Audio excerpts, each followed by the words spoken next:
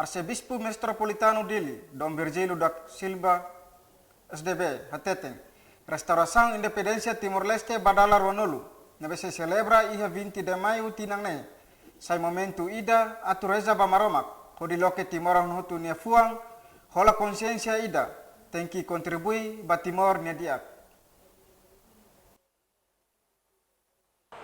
Mensagem Dom Virgílio Hatou em hira preside missa agradecimento tinan rua nulo restauração independência Timor-Leste nebe halau iha igreja katedral quarta ne.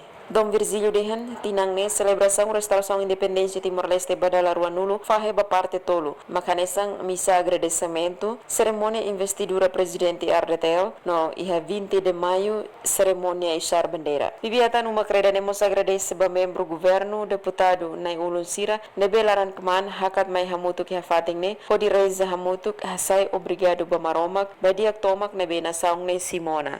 Contribuição laos emaida rua ou igreja no governo det. Mas be hahu husila barik jovem inang aman família hotu e a papel ida atu contribui ba construção país ne. Janina Belo, Crisozono Magalhães, STL News.